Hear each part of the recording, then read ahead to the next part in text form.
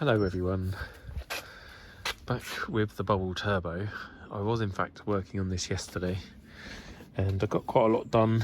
That was the last video, presumably, I think.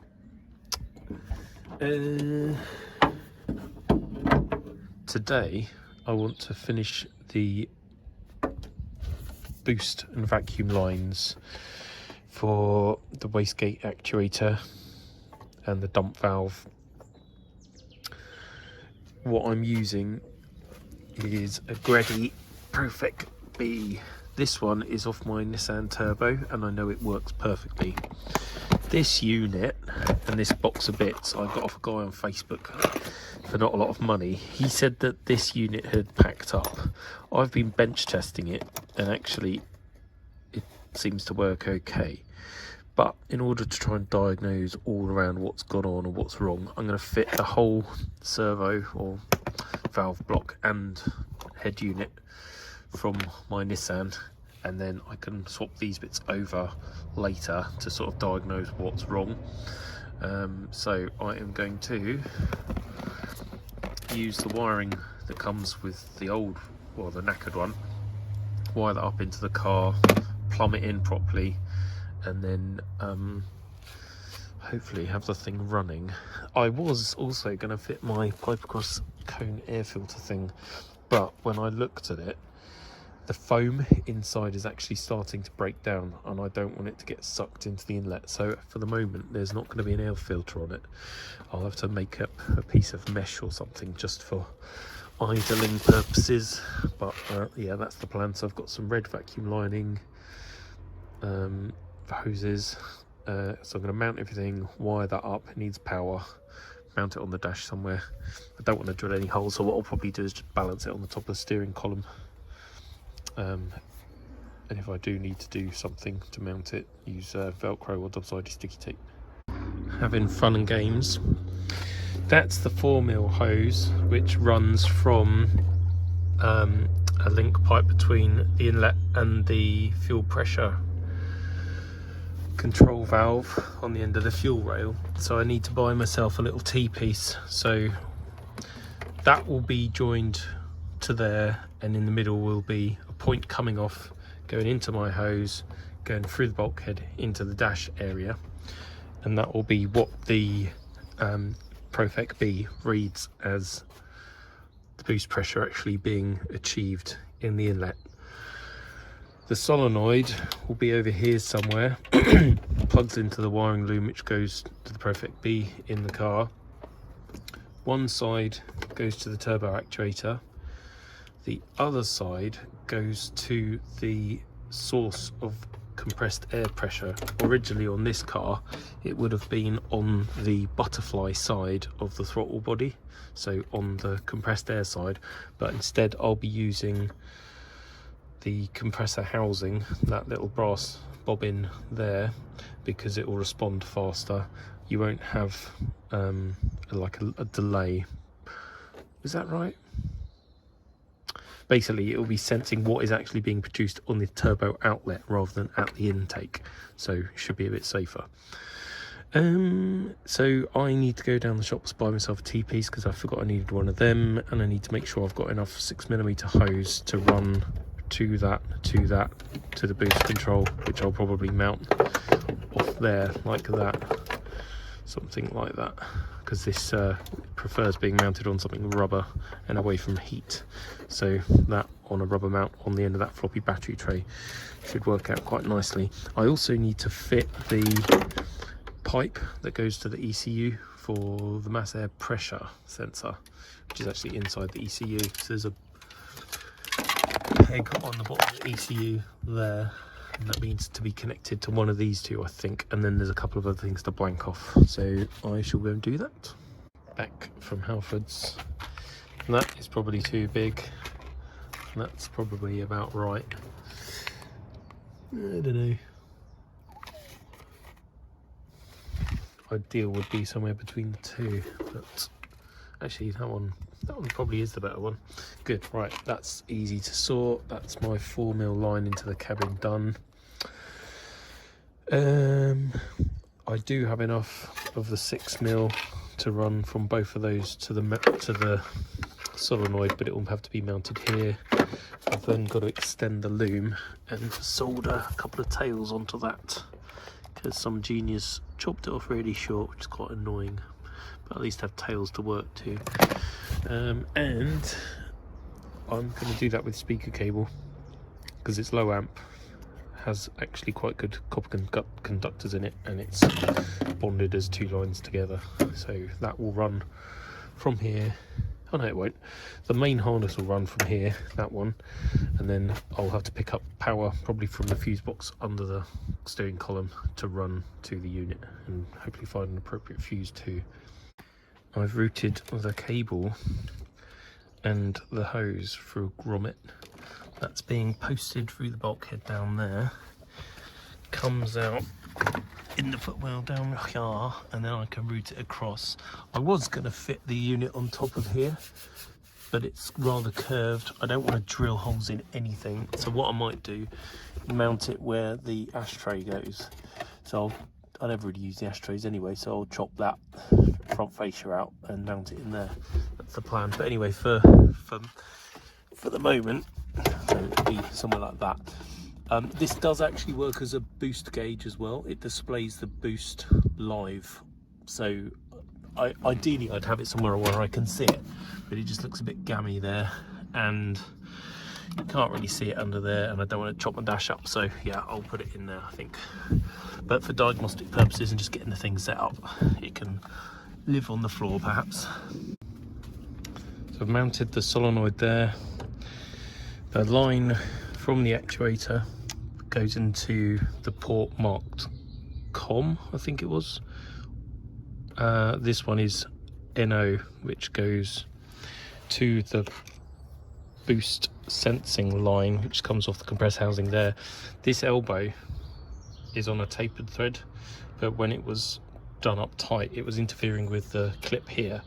So I'm going to wrap it in PTFE tape, which will mean that I can do it up tight without it actually bottoming out and getting in the way of that. So that's what I'm going to do. So that's the little plug. Let me turn that down. Incidentally, another use for wiper blade internals, you know they're my favourite tool. Emergency aerial. Anyway, I get sidetracked. Speaker wire, but one red, one black, with a nice copper conductor in the middle. So as far as I'm concerned, that's nice wire. Same kind of size as that. Ticks boxes, a bit of heat shrink, solder iron warming up, bag lighter for doing the shrinking afterwards, and some proper electrical solder, not plumber's solder. And I'll just solder a length on, and then I'll go fishing around in the car for somewhere to pick up power and earth from. So I've routed those through there. Still haven't found power yet. I've got this fuse box up here which I've unbolted, but without a battery, unless I'm doing random continuity between the ignition barrel, which I probably could do, which is that lot. If I'm doing continuity, I think between the whites and something down here, then I've got power all the time. If it's, well, I can't remember what the other colours are, but basically what I might need to do is get a battery, power the car up, and then use my multimeter to find something here that I can come off. There's this bank down there which has nothing on the back side of it, so whether there's wiring in there somewhere I don't know about. There's also these random pins up here which would have been for other powered accessories, so it might be that I can come off direct one of them and then put it in an inline fuse holder like that, but we shall see. While I was looking for bits and pieces, I found my box of exhaust rubbers, which is great because now I can finally fit that last one up under the back to lift the exhaust up. The benefit of having loads of different length ones is you can kind of tune your exhaust as it goes under the car by the distance between the hanger points, and I want this tucked up quite high, so it's probably going to be that one. I'll just have to wrestle it on there. I prefer these because they're a bit stronger than these ones, which kind of perish and then split, and stuff like that might even have a woven reinforcer inside it, and they're even better. Let's have a play. I hope you're not getting seasick, because I'm getting seasick. I'm the one getting up and down. But basically, the new rubber is in, exhaust sits a little bit higher. That's good. In other news, I have now fitted a battery, and oh Jesus, the car.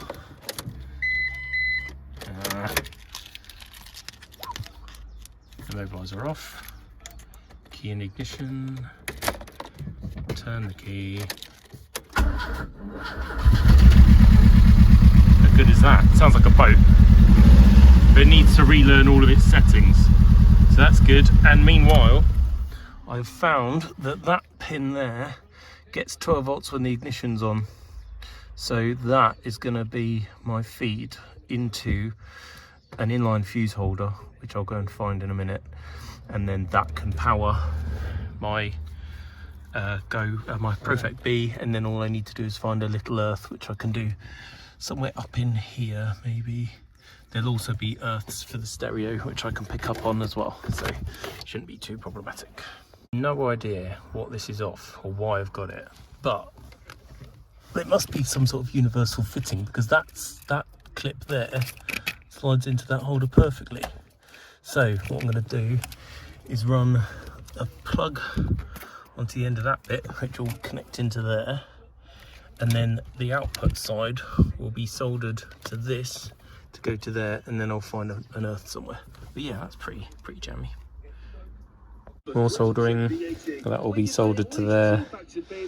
That one I'll probably put just a ring on the end once I've found somewhere I can earth to, and then I'll go and look for a fuse, probably something really small like 3 amp, should be enough. There was somebody else who posted up about, hold on, let me turn it down, soldering, and whether you twist the wires together first or whether you just tin them and solder them. I just tin them and solder them. There's no way that's coming apart. So long as like that sharp bit there and that bit off there, I'll get rid of them in a minute, just so that they don't fret through anything. But yeah, that's, you know, a good joint as far as I'm concerned, and then that'll slide over, be heat shrunk down, and then job's a good one. Okay, the Profect B is in and mounted. I have blocked off, remember to let that back in, I've blocked off any air points that are no longer needed. I'll blank them off properly later, but this is just to get the thing running. So that I don't need, that used to go to the carbon canister. The boost controller used to pick up from the front side of the butterfly there, so I've put a bolt in a piece of tube down there. That's the other end of the carbon can blanked off. This is the crank breather. Originally that would have recirculated down to the air intake, which we don't have, so I'll leave that venting to atmosphere at the moment. That shouldn't cause a problem. It probably won't idle very well until I've shush radio, until I've reset the throttle and stuff like that, and I also have the odd wire hanging around loose. But I think we are able now, if I shove it on the ground, even though it's got flat tyres, should be able to reverse it back up there, and that'll be my very first drive ever in the car since I've put the engine in it. Obviously it came with that other T16, but that one came out quite quickly. So yeah, shove it on the ground, try and reverse it up there.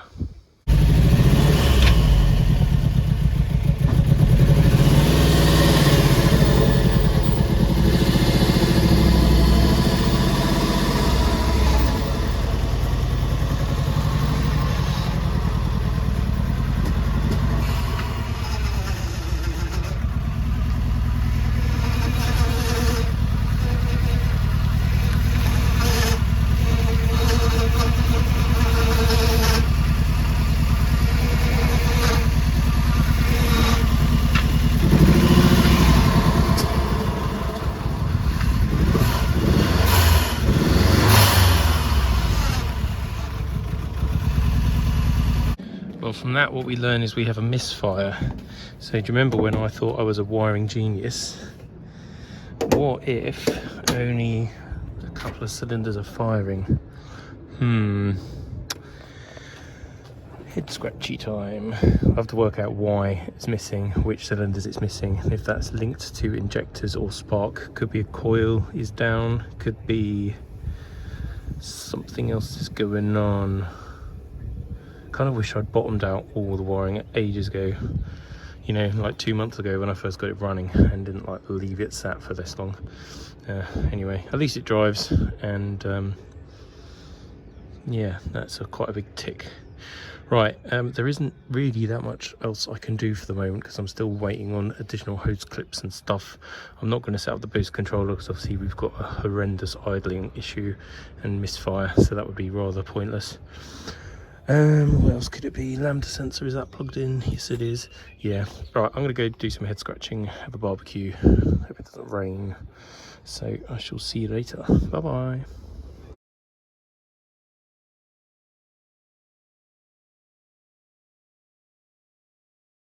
I couldn't just leave it, so I'm doing some cowboy diagnostics on the fly. So idle's like crap, fair enough. That doesn't make a difference. It's definitely misfiring.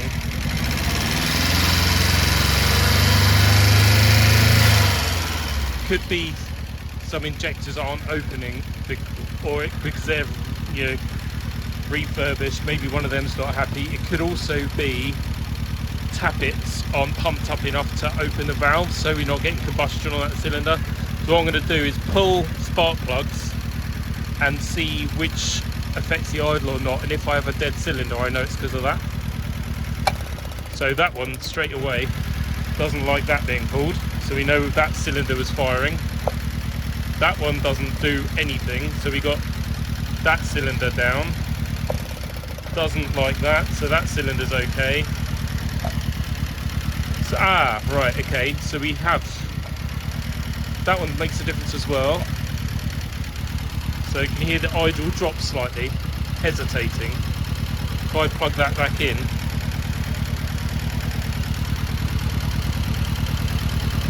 I don't know, maybe, ooh. Right, so the coil obviously works, number one. Right, shit, yeah, right, so they're getting spark, but that one doesn't do anything. Number two. So that one is sparking. So it suggests we got a fueling issue maybe on that cylinder, or the tappets again.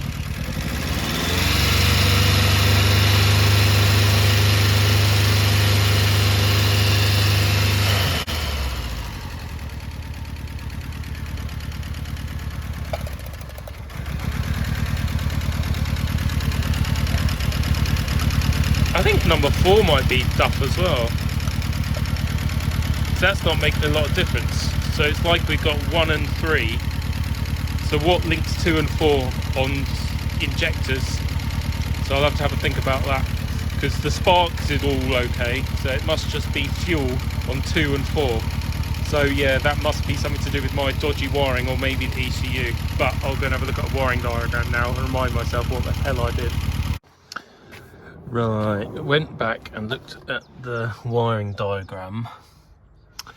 I was wrong in the way that I thought it worked. Basically, the brown pink provides power to all of the injectors, and then the ECU just earths pairs using the yellow, green and yellow, blue wires. So that's the injectors, yellow, green, going back to the ECU. That's pulling it to earth, and power is just coming from what would have been the relay, which is in there. So I need to check that when the thing's cranking, I'm definitely getting 12 volts between that brown and an earth on the body. And then I need to put a meter between the yellow greens and yellow blues and check that periodically they go to earth. What I've noticed on here though is injector 2 and injector 3 are paired together on the yellow green.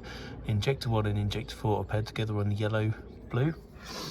I think I had 2 and 4 down, but they're in different pairs, so that's odd. It makes me think perhaps it's not wiring, perhaps it is an injector itself, not the signal to it. But I haven't really got an easy way of checking that unless I take them out again, but I don't really want to have to do that because they're tucked down in there and access to them is rather difficult. Just moved the inlet manifold back so I could get the loom out.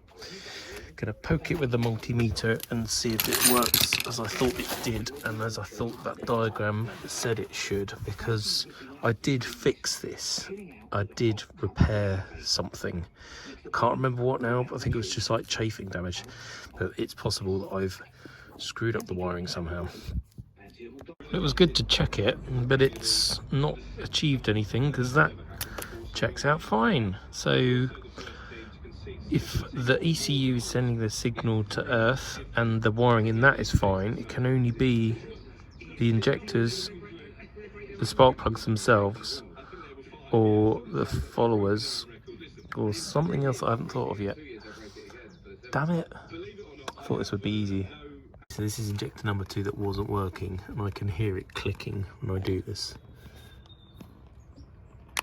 Oh no, come on.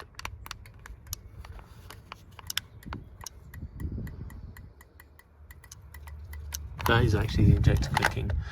So that injector works. Whether the pintool's actually opening, I don't know. But see, that one went on easy as pie. This injector was fine.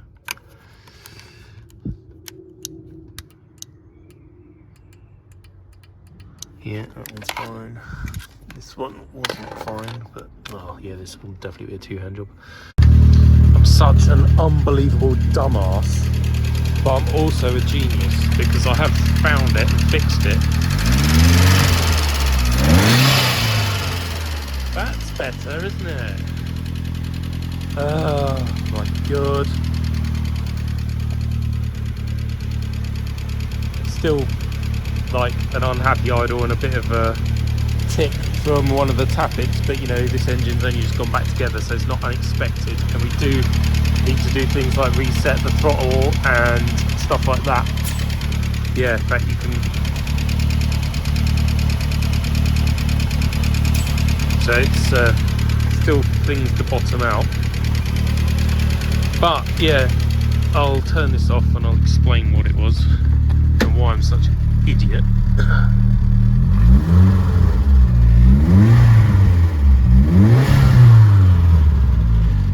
Sounds good though. Basically, I thought wasted spark meant that the sparks would all fire at the same time on the, like both up and down of the 4-stroke basically, so that the order of the HT leads wasn't particularly important. So I had routed them from the coil pack, just higgledy-piggledy, well not higgledy-piggledy, I tried to make them look as neat as possible, not realising that pairs of opposing cylinders get fired. And the only reason I worked it out is from this photo here, when I had the 820 Vitesse, which this engine was originally a spare for. This is my old thread on the 800 forum, and by looking at the wires on there and in another picture up here, I was able to just about work out that I'd got the wiring wrong. So that's all it was. Panic over. I was starting to think, oh my god, have I screwed up something inside internally in the engine? But I haven't, so ooh, resolved. Still need hose clips and stuff, so I can't run it for long. Still need fans, still need an air filter, but I'm going to go to bed a lot happier now that I know that that's all it was. So I'm glad I stayed out here to problem solve it. Oh, but what a turkey. Anyway, I'm going away now. Bye.